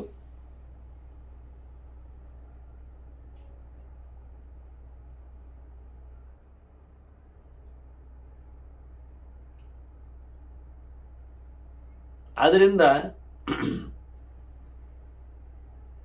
ಸ್ವರ್ಗದಲ್ಲಿದ್ದವರು ವಿಶೇಷಾತ್ ಭಾರತೆ ಪುಣ್ಯಂ ಚರೇಹು ಪಾಪಮಪ್ಯತ ತಥೈವ ಭಗವದ್ಭಕ್ತಿಂ ಪೃಥಿವ್ಯಾಂ ನಾಣ್ಯವರ್ಷಗ ಅಂತ ಹೇಳೋ ಮೂಲಕ ಅನಧಿಕಾರಿಣೋ ದೇವಾಃ ಸ್ವರ್ಗಸ್ಥಃ ಭಾರತೋದ್ಭವ ವಾಂಛಂತಿ ಆತ್ಮವಿಮೋಕ್ಷಾರ್ಥ. ಅಧಿಕಾರದಲ್ಲಿ ಇದ್ದವರಲ್ಲ, ಇಲ್ಲದೇ ಇರತಕ್ಕ ಎಷ್ಟೋ ದೇವತೆಗಳು ತಮ್ಮ ಸಾಧನೆಗಾಗಿ ನೆಲವನ್ನು ಆಯ್ಕೆ ಮಾಡ್ತಾರೆ, ಸಾಧನೆ ನಡೆಸಿಕೊಡ್ತಾರೆ. ಅಧಿಕಾರದಲ್ಲಿ ಇದ್ದವರು ಬರ್ತಾರೆ, ಉದ್ರೇಕಾರ್ತೆ ಅಧಿಕಾರಿಣ ಅಂತ ಆನಂದದ ಅತಿಶಯಕ್ಕಾಗಿ ಸ್ಥಾನಮಾನಗಳನ್ನು ಸಂಪಾದನೆ ಮಾಡಿಕೊಂಡವರು ದಿವಿಸ್ಥಾಹ. ಅಂಥವರು ಏಕಾಂತಂ ಇಷ್ಟಂ ಚಿಂತೆಯಂತಹ, ಅಲ್ಲೆಲ್ಲ ದೇವತೆಗಳ ಗಡನಗಳಿರ್ತವೆ, ಅದನ್ನು ತಪ್ಪಿಸಲಿಕ್ಕೆ ಏಕಾಂತವಾದಂಥ ಇಷ್ಟವಾದ ಸ್ಥಾನವನ್ನು ಸಂಪಾದನೆ ಮಾಡಿಕೊಂಡು ಪರಮೋಚ್ಚನಾಗಿ ಏಕಾಂತನಾದವನು ಇಷ್ಟನಾದನು ದೇವರು ಅಂತ ತರ್ಕ ಮಾಡ್ತಾರೆ, ಚಿಂತನೆ ಮಾಡ್ತಾರೆ. ಒಬ್ಬರಿಗಿಂತ ಒಬ್ಬರ ಆನಂದದಲ್ಲಿ ಇರತಕ್ಕ, ಅವರ ಕಸುವಿನಲ್ಲಿ ಇರತಕ್ಕಂತಹ ಗುಣಗಳನ್ನು ಚಿಂತನೆ ಮಾಡಿ ಅದಕ್ಕಿಂತ ಮಿಗಿಲು, ಅದಕ್ಕಿಂತ ಮೇಲೆ, ಅದಕ್ಕಿಂತ ಹೆಚ್ಚು, ಅದರಾಚೆಗೆ ಅಂತ ಹೇಳಿಕೊಂಡು ಕಡೆಯದಾಗಿ ದೇವರ ಆನಂದಾದಿಗಳ ಚಿಂತನೆ ಮಾಡಿದವರು, ದೇವರನ್ನೇ ಇಷ್ಟ ಮಾಡಿಕೊಂಡವರು, ದೇವರಿಂದ ಬರತಕ್ಕಂತಹ ಸುಖಕ್ಕಾಗಿ.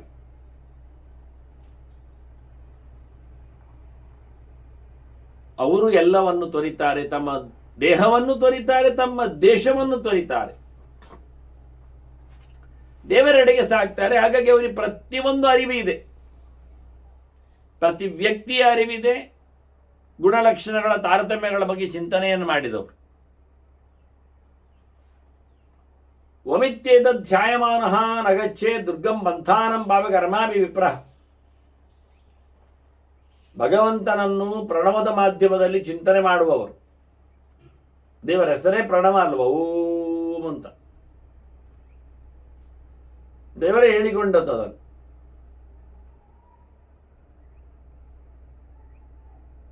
ಅಲ್ಲಿ ಭಗವಂತನ ರೂಪ ವಿಶೇಷಗಳನ್ನು ಅನುಸಂಧಾನ ಮಾಡುತ್ತಾ ಅಂಥವರು ಧ್ಯಾನದಲ್ಲಿ ಭಗವಂತನ ಸೃಷ್ಟಿಯಾದಿಗಳಲ್ಲಿ ಲೀಲೆಯನ್ನು ಕಾಣುತ್ತಾ ಎಂಥ ದುಸ್ತರವಾದ ಈ ಸಂಸಾರದ ಮಾರ್ಗವನ್ನೂ ಸಹ ದಾಟಿಬಿಡುತ್ತಾರೆ. ದುರ್ಗಂ ಬಂಧಾನಂ ಪಾಪಕರ್ಮಾಭಿ. ಬೇರೆ ಏನು ಕೆಟ್ಟ ಕೆಲಸ ಮಾಡ್ತಾ ಇದ್ರು, ಭಗವಂತನ ಈ ವೈಭವಗಳನ್ನು, ಸೃಷ್ಟಿಯಾದಿ ವೈಭವಗಳನ್ನು ಹೇಳ್ತಕ್ಕಂಥ ವಾಗ್ಬೀಜದಲ್ಲಿ, ವಾಗ್ಬೀಜ ಅಂದರೆ ವಾಕ್ಯನಿಂದ ವಾಸ್ತವವಾಗಿ ದೇವರು ತನ್ನ ಬೀಜವನ್ನು ಹೇಳಿತ್ತು. ಇದು ವಾಗ್ಬೀಜ ಅಲ್ಲ ವಾಸ್ತವವಾಗಿ ಹೇಳುವಾಗ ತಂತ್ರದಲ್ಲಿ,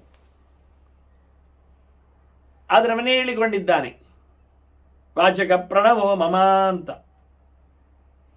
ಹಾಗಾಗಿ ದೇವರನ್ನು ಹೇಳತಕ್ಕಂಥ ಪ್ರಣವದ ಮಾಧ್ಯಮದಲ್ಲಿ ಧ್ಯಾನ ಮಾಡುವವರು ಯಾವತ್ತೂ ಸಹ ಕಷ್ಟವಾದ ದಾರಿಯಲ್ಲಿ, ದುಷ್ಟವಾದ ಸ್ಥಾನದಲ್ಲಿ ಅವರು ಬೀಳುವುದಿಲ್ಲ.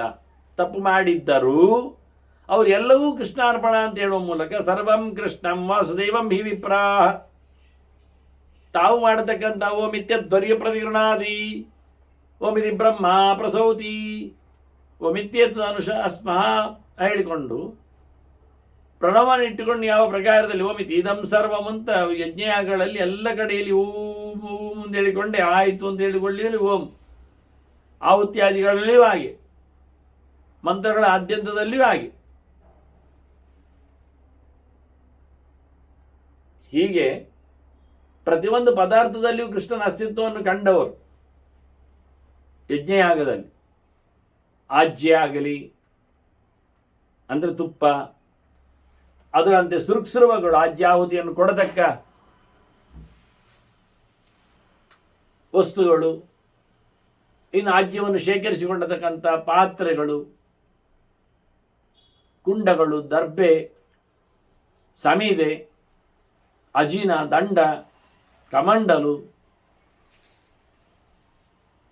ಆಸನಾದಿಗಳು,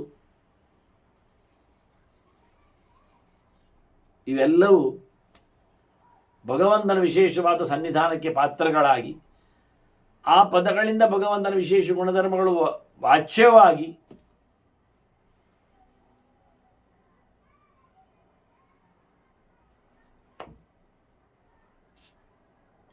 ಎಲ್ಲವೂ ಅವನ ಅಧೀನವಾಗಿ, ಅದು ಸರ್ವಂ ಕಲ್ವಿದಂ ಬ್ರಹ್ಮ ಇದ್ದಾಗೆ ಸರ್ವಂ ಕೃಷ್ಣಂ ವಾಸುದೇವಂ ಹಿ ವಿಪ್ರಾಹ, ಎಲ್ಲವೂ ವಸುದೇವ ಸುತನಾದ ಕೃಷ್ಣನು ಅನ್ನುವ ಹಾಗೆ ಅವನ ಅಂಕಿಯಲ್ಲಿವೆ, ಅವನನ್ನು ಬಣ್ಣಿಸ್ತಾ ಇವೆ,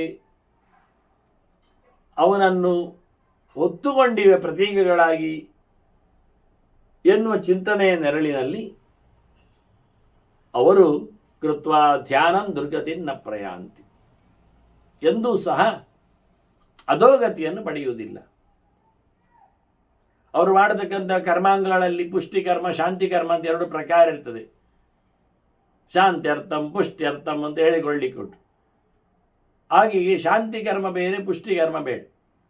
ಪುಷ್ಟಿಕರ್ಮಗಳಲ್ಲಿ ಕಾಮ್ಯಾದಿಗಳಿಗೆ ಹೆಚ್ಚು ಪ್ರಾಶಸ್ತ್ಯ ಇರ್ತದೆ.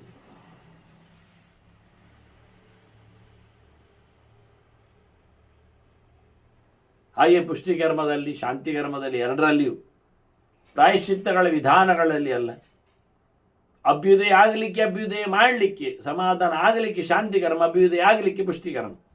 ಪುಷ್ಟಿ ಪೋಷಣೆಯನ್ನು, ಪುಷ್ಟಿಯನ್ನು ಕೊಡುತ್ತದೆ. ಶಾಂತಿ ಶಾಂತಿಯನ್ನು, ಸಮಾಧಾನವನ್ನು ಕೊಡುತ್ತದೆ.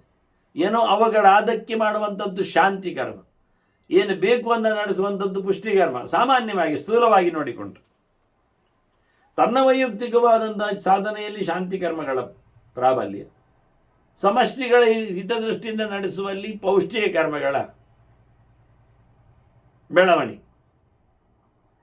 ಹಾಗೆ ಯಾವುದನ್ನು ಭಗವಂತನ ಎಚ್ಚರದಿಂದ ಮಾಡಿರ್ತಾನೆ ಅದವನಿಗೆ ಲಾಭಕ್ಕೆ ಉಂಟು. ಪುಷ್ಟ್ಯರ್ಥೇಶು ಪ್ರಾಪನೀಯಾತ್ ಕರ್ಮಸಿದ್ಧಿ. ಪುಷ್ಟ್ಯರ್ಥದಲ್ಲಿ ಪ್ರಯೋಜನದಲ್ಲಿ ಕರ್ಮಾಂಗಗಳು ಮಾಡಿದರೆ ಕರ್ಮ ಸಕ್ಸಸ್ ಆಗ್ತದೆ. ಶಾಂತ್ಯರ್ಥೇಶು ಪ್ರಾಪನೀಯಾತ್ ಸರ್ವಶಾಂತಿ.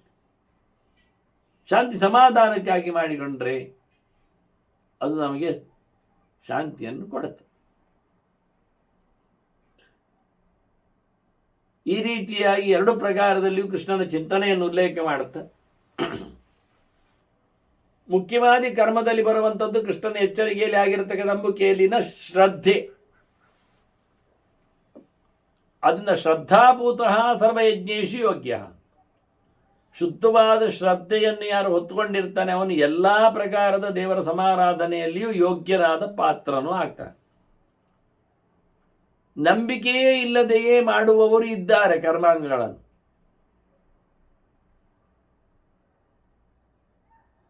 ನನಗೊಬ್ರು ಹೇಳಿದ್ರು, ಅವರು ಭಾರಿ ತಂತ್ರ ಫೀಲ್ಡಲ್ಲಿ ಭಾರಿ ಎಕ್ಸ್ಪರ್ಟ್, ಎಷ್ಟೋ ವಿದ್ಯಾರ್ಥಿಗಳನ್ನು ಸಂಪಾದನೆ ಮಾಡಿದ್ದಾರೆ.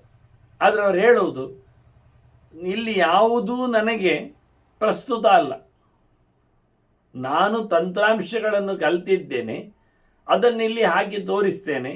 ಮಂಡಲಾದಿಗಳಲ್ಲಿ ಪೂಜಾದಿಗಳಲ್ಲಿ ಒಂದಿಷ್ಟು ನಾನು ಸಂಭಾವನೆಯನ್ನು ಕೇಳ್ತೇನೆ, ಕಮ್ಮಿ ಆದರೆ. ಯಾಕೆಂದರೆ ನನಗೆ ಅದನ್ನು ನಡೆಸಿಕೊಳ್ಳಿಕ್ಕೆ ಬೇಕಾಗಿರತಕ್ಕ ನನ್ನ ಹತ್ರ ಮೆಟೀರಿಯಲ್ಸ್ಗಳಿವೆ, ಅದನ್ನು ನಾನು ಕಲೆಕ್ಟ್ ಮಾಡಿಕೊಂಡಿದ್ದೇನೆ ಹಿಂದಿನಿಂದ, ಅದೇ ನನ್ನ ಸ್ಕಿಲ್ನೆಸ್.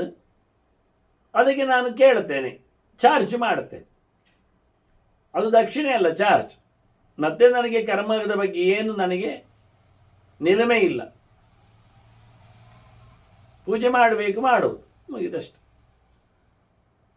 ಅನ್ನ ಗತಿ ವಿಷಯದಲ್ಲಿ ಬಂದಾಗ ಅದು ಸರ್ವಸ್ವ ಕಾರಣವಾಗಿ ಹೇಳುವುದಲ್ಲ ಆಗ್ತದೆ. ಅದನ್ನು ಭಗವಂತನಲ್ಲಿ ಪರಿಪೂರ್ಣವಾದ ನಂಬಿಕೆ, ಶ್ರದ್ಧೆ, ಶುದ್ಧವಾದದ್ದು ಅದು ಇನ್ಬಿಲ್ಟ್ ಇದ್ದಾಗೆ ದೃಢ ಆಗಲಿಕ್ಕೆ, ಹೆಚ್ಚಾಗಲಿಕ್ಕೆ ಕಾರಣ ಆಗ್ತದೆ. ಇಲ್ಲದೇ ಇದ್ದಲ್ಲಿ ಬೀಜ ವ್ಯಾಗದಲ್ಲಿ ಮೊಳಕೆ ಬರುವುದೆಲ್ಲಿ? ಬೀಜ ನೆಟ್ಟಿದ್ದಲ್ಲಿ ಇನ್ನಷ್ಟು ಗೊಬ್ಬರ, ಇನ್ನಷ್ಟು ನೀರು, ಇನ್ನಷ್ಟು ನೆರಳು, ಇನ್ನಷ್ಟು ಕಟ್ಟೆ ಮಾಡಿ ಜಾಸ್ತಿ ಮಾಡಲಿಕ್ಕೆ ಬರ್ತದೆ. ಖಾಲಿ ಒಂದು ಮಾತ್ರ ಅಲ್ಲ ದೇವರ ಸೇವೆಯಲ್ಲಿ ಇರಬೇಕಾದ್ದು. ಶ್ರದ್ಧೆಯ ಜೊತೆಯಲ್ಲಿ ತ್ಯಾಗ ಬೇಕು, ದಾನ ಕೊಡುವ ವಿಷಯ ಬೇಕು. ಲೋಭಿ ಆಗಬಾರ್ದವ, ಕಂಜೂಸ್.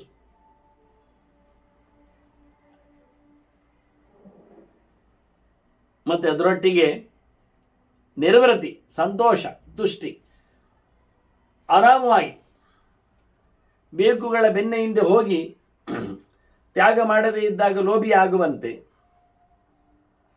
ತೃಪ್ತಿ ಇಲ್ಲದೆ ಇದ್ದು ಅಸಮಾಧಾನದಿಂದ ನಡೆಸಿಕೊಡ್ತಾನೆ ಕರ್ಮಾಂಗಗಳ ಮೇಲೆ, ಅವನಿಗೆ ಶ್ರದ್ಧೆ ಜಾರ್ತದೆ. ಹಾಗೆ ಶ್ರದ್ಧಾ ತ್ಯಾಗಂ ನಿರ್ವೃತ್ತಿಂಚಾಪಿ ಪೂಜಾಂ. ಉನ್ನತ ಮಟ್ಟದಲ್ಲಿ ಭಗವಂತನ ಸಮಾರಾಧನೆ, ಪೂಜೆ, ಪುನಸ್ಕಾರಗಳು ಅನೇಕ ಮಾಧ್ಯಮಗಳಲ್ಲಿ ಪುರುಷಾರ್ಥಗಳ ಸೃಷ್ಟಿಗೆ. ಅದರಿಂದ ಸತ್ಯಂ ಧರ್ಮ ಯಕೃತಂ ಚ ಅಭ್ಯುಭೈತ್. ಮಾಡಿದ ಉಪಕಾರದ ಬಗ್ಗೆ ಎಚ್ಚರವುಳ್ಳವನು, ಕೃತಜ್ಞನೂ ಅಲ್ಲ ಕೃತಜ್ಞನು. ಅದಕ್ಕಾಗಿ ಬೇಕಾದಾಗ ಬೇಕಾದ ಸಹಾಯಕ್ಕೆ ತಯಾರಾಗ್ತಾ ಇರ್ತಾನೆ.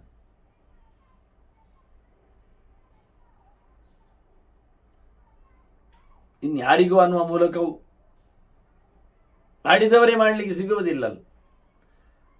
ಹಾಗಾಗಿ ಕೃತಜ್ಞನೂ ಆಗಿದ್ದುಕೊಂಡು ಕಾಮದ್ವೇಷ ಎರಡು ಸಹ, ಕಾಮದ್ವೇಷೋ ತ್ಯಜತಾಂ ಸರ್ವತುಲ್ಯ, ಎಲ್ಲ ವಿಷಯದಲ್ಲಿ ಸಮಾನವಾದ ಲಾಭಾಲಾಭೆ, ಜಯಾಜಯೋ, ಸುಖ ದುಃಖೆ ಸಮಯಕೃತ್ವ ಅಂತ ದ್ವಂದ್ವಗಳಿಗೆ ನಿಲುಕದೆ, ರಾಗದ್ವೇಷಗಳಿಗೆ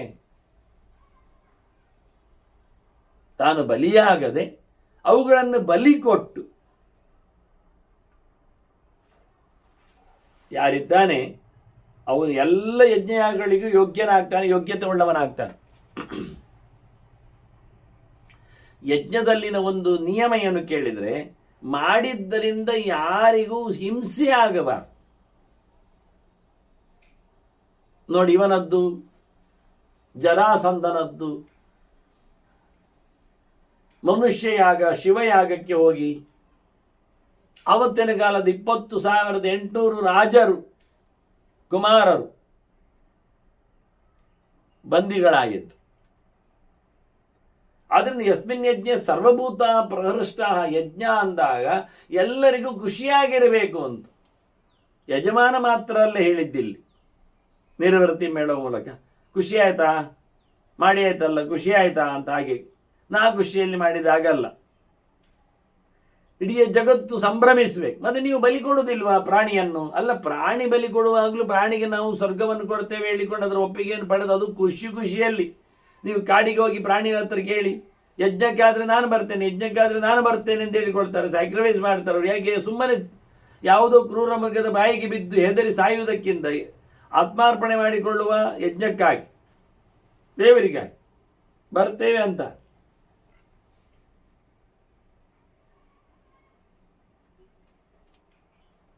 ಅದರಿಂದ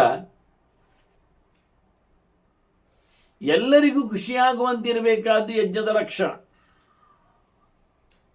ಹಾಗಾಗಿ ಕೇಳುವಂಥದ್ದು, ಕಾಲದಲ್ಲಿ ಮಳೆ ಬರಲಿ, ಕಾಲದಲ್ಲಿ ಬೆಳೆಯಾಗಲಿ, ಕಾಲದಲ್ಲಿ ಎಲ್ಲ ಉಳಿದುಕೊಳ್ಳಲಿ, ಬೆಳೆಯುತ್ತಿರಲಿ. ಹೀಗಾಗಿ ಅರಸರನ್ನೆಲ್ಲ ನೋಯಿಸುವ ಯಜ್ಞ ಜರಾಸಂಧ ಅಂತ ಅಲ್ಲ ಹೇಳಿಯೇ ದೇವರು ಅವೈದಿಕ ಮಗ ಅಂತ ಹೇಳುತ್ತಾ ಅರಸರನ್ನೆಲ್ಲ ಬಿಡುಗಡೆ ಮಾಡಿ, ಇದೆಲ್ಲ ಗೊತ್ತಿಲ್ಲದೆ ಅವನ ಪವರ್ ಅಂತ ಹೇಳಿಕೊಂಡು ಇವತ್ತು ಸಹ ಮಗಧದಲ್ಲಿ, ಬಿಹಾರದಲ್ಲಿ ಜರಾಸಂಧನ ಹೆಸರಿನಲ್ಲಿ ಸಂಘ ಸಂಸ್ಥೆಗಳಿವೆ. ಅದಾದರೆ ಏನಾದರೂ ಹೆಸರು ಕೊಟ್ಟು ಮಾಡಿ ಯಾರನ್ನು ಇಟ್ಟುಕೊಳ್ಳುವ. ಆದರೆ ಜರಾಸಂಧನ ಪ್ರತಿಮೆ ಮಾಡಿ ಪೂಜೆ ಮಾಡ್ತಾರೆ ಮರ್ಯಾದೆ ಬಿಟ್ಟವರು. ರಾವಣನ ಟೆಂಪಲ್ ಇದ್ದಾಗಿ ಎಂತ ಮಾಡುವ? ಅದಕ್ಕಿಲ್ಲಿ ಹೇಳ್ತಾನೆ, ವೇದವ್ಯಾಸರು ಹೇಳಿದ ಮಾತನ್ನು ಭೀಷ್ಮರು ಹೇಳುವಲ್ಲಿ, ಯಸ್ಮಿನ್ ಯಜ್ಞೆ ಸರ್ವಭೂತ ಪ್ರಹೃಷ್ಟ ಅಂತ. ಎಲ್ಲರಿಗೂ ಸಹ ಯಜ್ಞದಲ್ಲಿ ಸಂಭ್ರಮಿಸುವಂತಿರಬೇಕು ಅನ್ನುವ ನೆಲೆಯಲ್ಲಿ ಮಾತಾಡ್ತಾರೆ. ಹೀಗೊಂದಾದಾಗ ಯಜ್ಞದ ಒಂದು ಕಾನ್ಸೆಪ್ಟ್, ಬಹಳ ಸುಂದರವಾದ ಒಂದು ಯಜ್ಞದ ಕಾನ್ಸೆಪ್ಟ್, ಮುಖ್ಯವಾಗಿ ಯಾರಿಗೂ ಹಿಂಸೆ ಆಗಬಾರದು ಎನ್ನುವ ನೆಲೆಯಲ್ಲಿ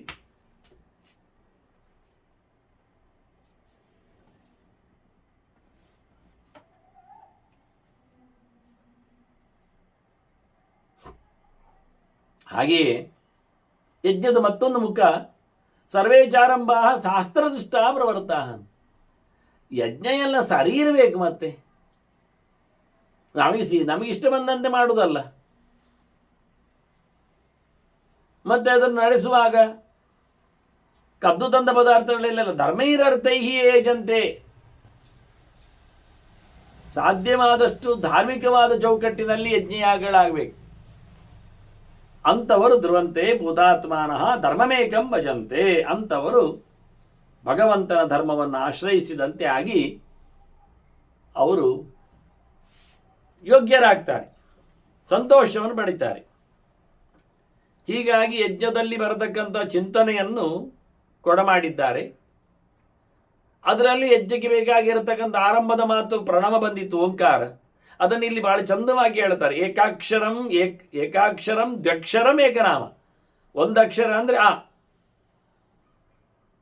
ಏಕಾಕ್ಷರ, ಅಕಾರಾಯಣ ಸರ್ವಾವಾಕ್ ಸಂತರಣ ಹೇಳಿದಾಗೆ. ಆನಂತರ ದ್ವಕ್ಷರಂ, ಮತ್ತೆರಡು ಅಕ್ಷರ ಊ ಮತ್ತೆ ಮ. ಇದು ಏಕನಾಮ, ಒಂದೇ ಹೆಸರಾಗಿ ಓಮಾಗಿ. ಇದರಿಂದಲೇ ಎಲ್ಲರೂ ಸಹ ಹೋಮ ಹವನಗಳನ್ನು ಸದಾ ಯಜಂತೆ, ಎಲ್ಲರೂ ಇದೇ ಪ್ರಕಾರವಾಗಿ ಹೋಮ ಹವನಗಳನ್ನು ನಡೆಸಿಕೊಡ್ತಾರೆ. ನಿಯತ, ಅದರಲ್ಲಿ ಯಾವುದೇ ಪ್ರಕಾರವಾದಂತಹ ವ್ಯತ್ಯಾಸಗಳು ಇಲ್ಲದೆ ಪ್ರತೀತಾ ಎಲ್ಲ ಕಡೆ ಅದು ಹಬ್ಬಿದೆ. ದೃಷ್ಟ್ವಾ ಮನಾ ಅರ್ಚಯಿತ್ವಾ ಚ ವಿಪ್ರಾಹ ಸತಾಂ ಮಾರ್ಗಂ ತಂಧ್ರುವಂ ಸಂಭಜಂತೆ. ಹೀಗೆ ಪ್ರಣವಕ್ಕೆ ಕಾರಣನಾದ ಭಗವಂತನನ್ನು ಇಟ್ಟುಕೊಂಡು ಸಜ್ಜನರ ಮಾರ್ಗವನ್ನು ನಡೆಸಿ ಅಲ್ಲಿಂದ ದೇವರ ಸೇವೆಯನ್ನು ನಡೆಸಿ ಮುಂದೆ ಹೋಗ್ತಾರೆ. ಇದರಲ್ಲಿ ಒಂದೊಮ್ಮೆ ತಾವು ಮಾಡಿದ ತಪ್ಪಿನಿಂದ ಸಿಕ್ಕಿಬಿದ್ದವರಿದ್ರು. ಕೃಷ್ಣ ಹೇಳಿದ್ನಲ್ಲ, ಪಾಪಜೀವಾಹ ಅಂತ ಅವರು ನನ್ನರಿಗೆ ಬರ್ತಾರೆ ಅಂತ. ಹಾಗಾಗಿ ಪಾಪಾತ್ಮಾನಃ ಕ್ರೋಧ ರಾಗಾಭಿ ಭೂತಾಹ ಕೃಷ್ಣೇ ಭಕ್ತಾಹ ನಾಮ ಸಂಕೀರ್ತಯಂತ. ಕೃಷ್ಣನಲ್ಲಿ ಭಕ್ತಿ ಉಳ್ಳವರು, ಪ್ರಣವದಲ್ಲಿ ಭಗವಂತನ ಚಿಂತನೆ ನಡೆಸುವವರು, ಒಂದೊಮ್ಮೆ ಲೌಕಿಕವಾಗಿ ರಾಗಾದಿಗಳಿಂದ ಅಭಿಭೂತರಾಗಿದ್ರು, ಕೆಟ್ಟ ಕೆಲಸ ನಡೆದಿದ್ರು, ಅವರು ಮತ್ತೆ ಕೃಷ್ಣಪ್ರಿಯರಾಗಿ ಕೃಷ್ಣಾತ್ಮನ ಯಜ್ಞಶೀಲಾ ಸುಮೇಧಾ ಒಳ್ಳೆ ಬುದ್ಧಿಯವರಾಗಿ ಒಳ್ಳೆ ಕರ್ಮಗಳನ್ನು ನಡೆಸುವ ಮೂಲಕ ಯಜ್ಞಸ್ಯಾಂತೆ ಕೀರ್ತಿಲೋಕಾನ್ಮಯ, ಯಜ್ಞದ ಕೊನೆಗೆ ಶಾಶ್ವತವಾದ ಲೋಕದೆಡೆಗೆ ಅವರು ಮತ್ತೆ ಪ್ರಯಾಣವನ್ನು ಬೆಳೆಸ್ತಾರೆ ಅನ್ನುವ ಕೃಷ್ಣಪರವಾದ ಯಜ್ಞದಲ್ಲಿ ತಪ್ಪುಗಳ ಸಂದಾಯ ಆಗಿದ್ದರೂ ಅದನ್ನು ಮತ್ತೆ ಸರಿ ಮಾಡಿಕೊಂಡು ಹೋಗತಕ್ಕಂಥ ವಿಧಾನವು ಕೃಷ್ಣ ಭಕ್ತರಿಗೆ ಇದೆ ಅಂತ ಹೇಳುವ ಮೂಲಕ ಕೃಷ್ಣನ ಕರ್ಮತಂತ್ರವನ್ನೇ ಇಲ್ಲಿ ಭೀಷ್ಮರು ವ್ಯಾಸರು ಹೇಳಿದ್ದಾರೆ ಅಂತ ತಿಳಿಸಿಕೊಡ್ತಾರೆ. ಇನ್ನು ಕೆಲವು ಮಾತುಗಳ ಚಿಂತನೆಯನ್ನು ಮತ್ತೆ ಸೇರಿದಾಗ ಕೇಳುವ ವಂದನೆಗಳೊಂದಿಗೆ ಶ್ರೀ ಕೃಷ್ಣಾರ್ಪಣಮಸ್ತು. ನಾರಾಯಣ ನಾರಾಯಣ ನಾರಾಯಣ.